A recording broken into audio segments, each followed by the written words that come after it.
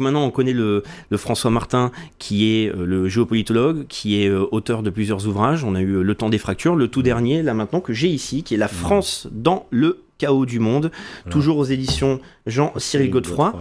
Mais avant de pouvoir avoir eu ce personnage, ce géopolitologue François Martin, moi, ce qui m'intéresse, c'est de parler plutôt du parcours. Qu'est-ce qui a permis quel a été le parcours dans la jeunesse et ensuite la vie adulte, qui a ensuite amené la position que tu as aujourd'hui, tout simplement. Voilà, alors écoute, d'abord merci de m'inviter.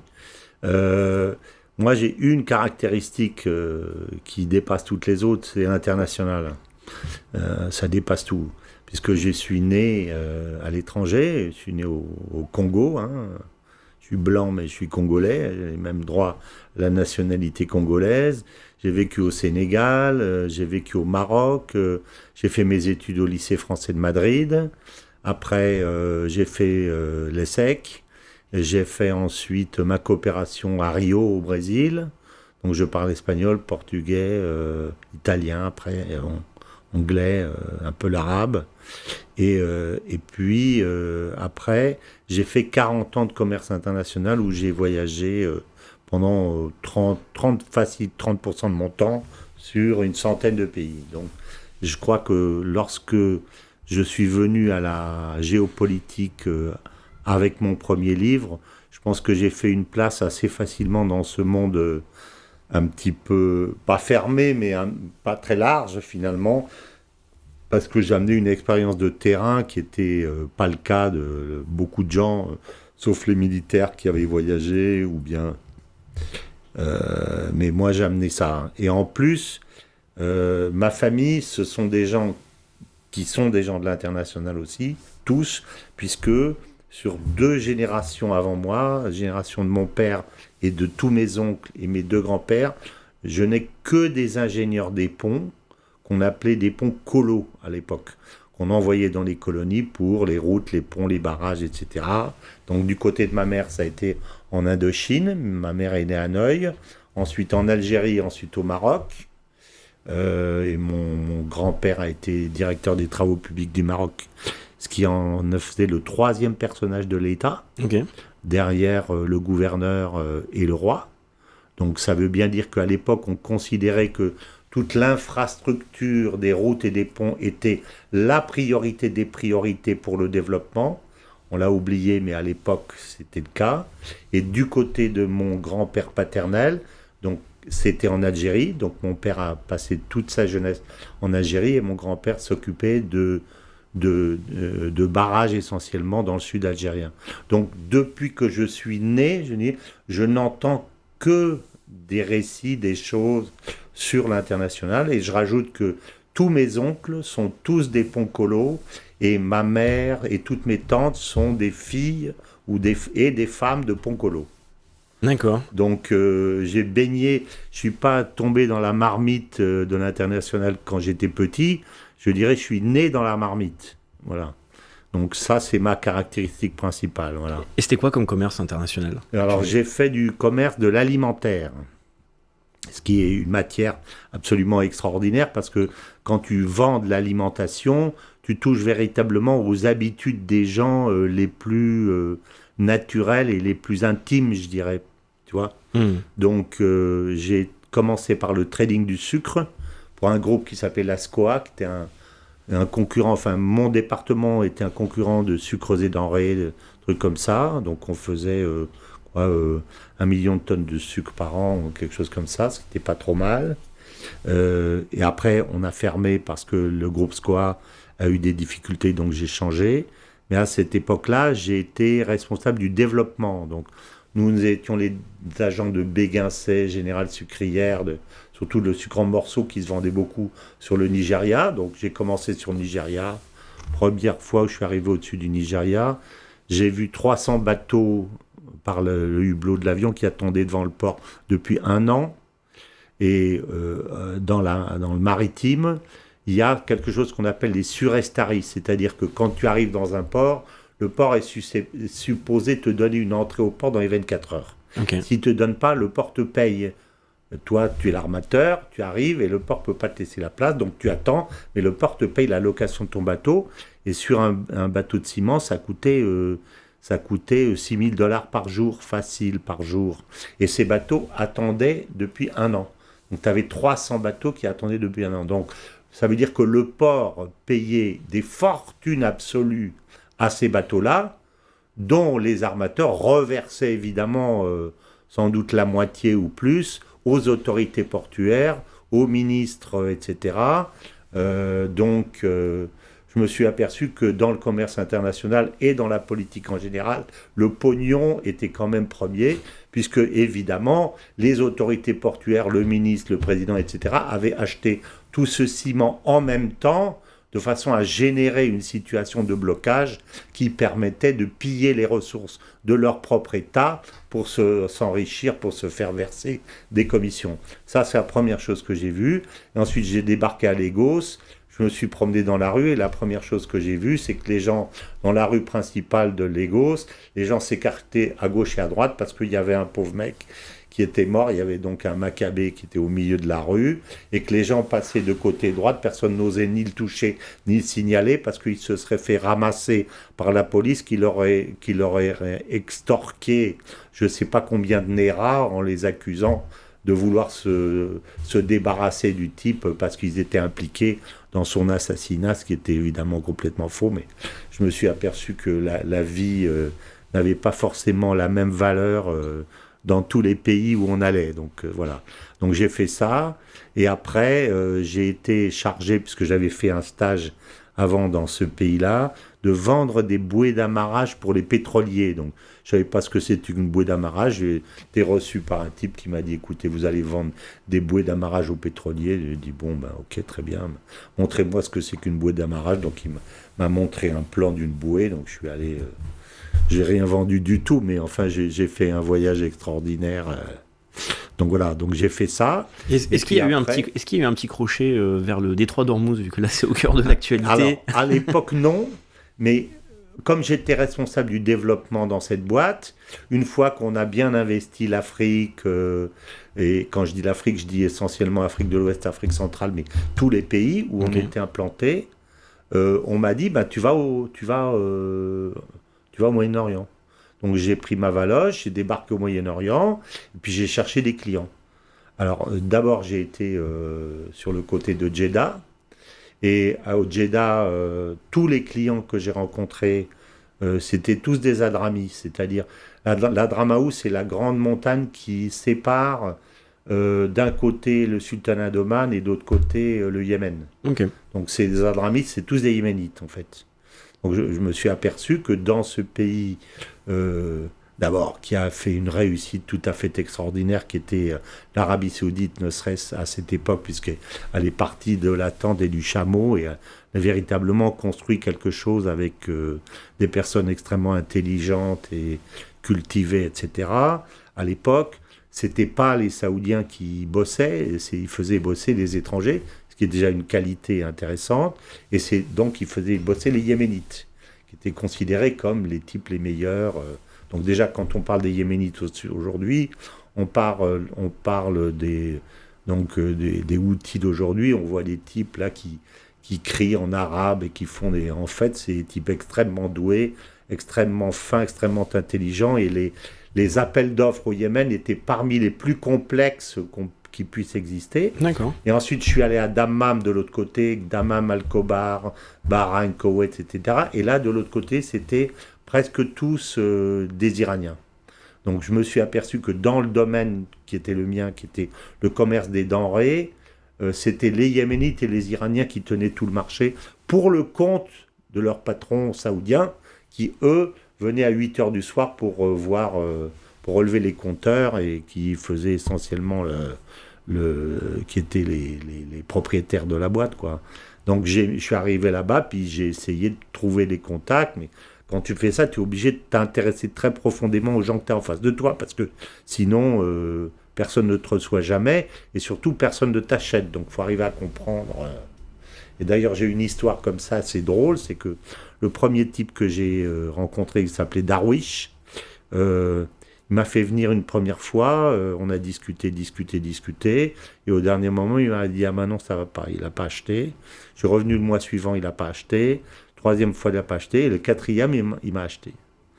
Il m'a acheté quoi, 2000 tonnes ou 3000 tonnes ou 6000 tonnes, je sais plus. Et puis moi je lui dis, mais comment ça se fait que tu me prends mon sucre maintenant alors que c'est exactement le même prix? Le prix du sucre bouge tous les jours.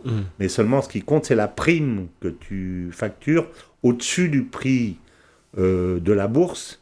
Et ça couvre le prix du transport plus ta marge. En gros, en simplifiant. Donc, je lui ai fait le même prix. Je dis, pourquoi tu me l'as pris la 4e fois alors que je suis venu 3 fois? Il m'a dit, mais je voulais savoir tester ta patience, premièrement. Et deuxièmement, je voulais être sûr que si un jour on a un problème, on peut s'asseoir et discuter. We can sit down and talk.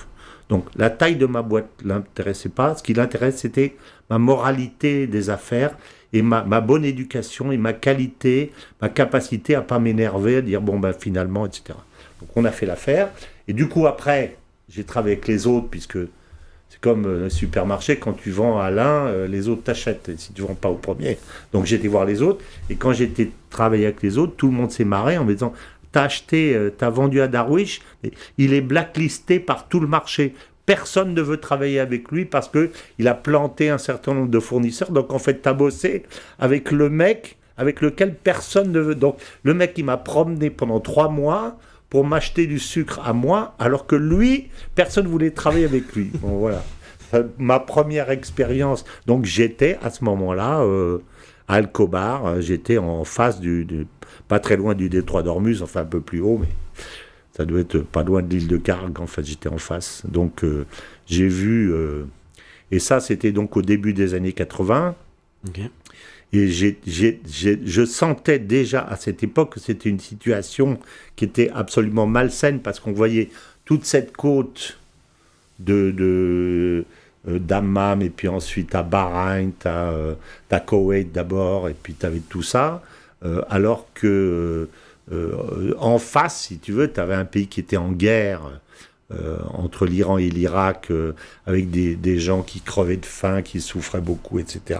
Donc on maintenait, je disais, l'Occident maintenait artificiellement une situation extraordinairement malsaine, alors que ce qu'il aurait fallu, c'était qu'on intègre l'Iran, je dirais, dans le modèle de développement occidental pour que l'Iran s'enrichisse, etc., etc. Or, comme la révolution iranienne avait quelque part fait en sorte que l'Iran s'affirme comme un État indépendant, ce qu'il est encore aujourd'hui, et bien encore plus, dès cette époque, on voyait bien que l'idée c'était de casser un État qui se proclamait libre, en fait. On était déjà dans un système je dirais, de néocolonialisme extrêmement violent. Et donc après ça, donc j'ai été en Asie, puisqu'on faisait du sucre, mais après on s'est dit on va faire du riz. Donc comme on a fait du riz, on m'a dit on t'envoie acheter du riz. Donc j'ai été en Thaïlande, j'ai été en Inde, j'ai été au Pakistan, j'ai été dans tous ces pays. J'ai été au Bangladesh aussi, enfin j'ai fait tous ces pays-là. Et donc après, quand j'ai quitté le sucre en 88, je suis rentré dans une boîte laitière où je fais du trading de lait. Et là, on m'a dit, on achète en Europe centrale, donc République tchèque, Hongrie, Pays-Baltes, Pologne, du lait, parce que le marché se cassait complètement la figure et eux avaient des produits de qualité, mais ils avaient des certificats qui étaient, je dirais, un peu bidouillés, pour dire les choses. Donc en fait, comme je parlais espagnol et portugais, on m'a dit, bon, maintenant tu vas t'occuper de l'Amérique latine, donc Mexique jusqu'à la Terre de Feu, on va vendre, sauf l'Argentine, puisque l'Argentine était un producteur de lait, mais Brésil, Colombie, Venezuela, Pérou, je suis allé beaucoup dans tous ces pays-là. Donc on m'a chargé d'aller vendre le lait là-bas.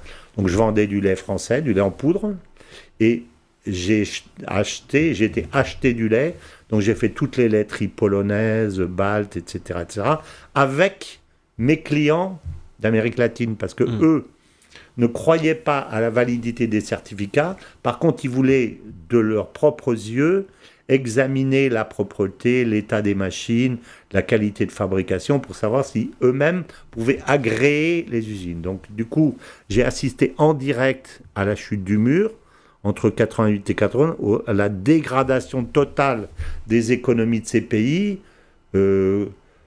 qui a été organisée sciemment, je dirais, par les entreprises occidentales. Du coup, j'ai vendu du lait, puis après j'ai vendu des yaourts pour une filiale d'Andros qui s'appelait Maminova, là. Ensuite, j'ai fait des semi-commodités sur l'Afrique, et après j'étais l'agent de Moët Hennessy, Bacardi Martini, Pernod Ricard, Baron Philippe de Rothschild sur l'Afrique. Donc j'ai vendu des vins et des alcools, la dernière partie sur l'Afrique. Donc voilà, ça ma carrière en gros de... Voilà. Parallèlement à ça, j'ai eu 5 enfants et voilà. Donc la vie bien remplie. Une vie assez remplie, voilà, c'est Mais ça. à cette époque, par exemple, l'époque de la chute du mur, est-ce que tu avais déjà cette conscience politique où tu t'es plutôt concentré sur le travail et tu n'avais pas forcément cette grille d'analyse, et c'est venu après, où tu l'avais déjà à ce moment-là? Non, mais je l'avais déjà, parce qu'en fait, en gros, dès que j'étais petit, quoi, quand j'habitais en Espagne, je me souviens, mes premiers souvenirs, c'est au Sénégal ou au Maroc. Ce qui m'intéressait, c'était de savoir ce que pensaient les gens qui étaient en face de moi. Donc j'ai toujours... en fait, ce qui m'a intéressé, mais ça m'en suis aperçu après, dans mon travail de commerce international, c'est l'aspect géopolitique. C'est-à-dire comment les pays s'organisent, comment les systèmes politiques s'organisent. Pour ça, le Nigeria était un pays absolument incroyable, quoi. Et la vraie politique, c'est-à-dire celle qui mêle la politique, les affaires, le côté mafieux, la violence, enfin, ça, la politique, c'est pas... Nous, ce qu'on imagine de la politique quand on est en France, c'est un truc... Enfin, on commence à se rendre compte que c'est pas trop ce qu'on pense, mais au départ, on en a une image un peu... un peu rêvée, quoi. Hein, mais... Et pourquoi le Nigeria était incroyable? Essentiellement parce que à partir de 1974, c'était un producteur de pétrole qui s'est trouvé, je dirais, riche comme Crésus du jour au lendemain. Donc l'afflux de l'argent a fait que ils ont décidé, par exemple, de tout de suite, assez vite, de faire un grand périphérique autour de Lagos, parce que Lagos était déjà complètement enclavé avec les 3 îles, Apapa, Ikoyi Island et Lagos. Et ils ont voulu donc faire un truc. Et puis, d'après ce qu'on m'a dit, ils ont fait 2 fois 2 voies. Et puis, quand ils ont été voir Julius Berger, qui était la grosse boîte allemande qui leur avait fait l'essentiel de ces travaux, Julius Berger leur a proposé de leur faire un 2 fois 4 voies au lieu de 2 fois 2 voies. Donc, eux, ils ont demandé tout de suite si ils devaient payer le double. Donc,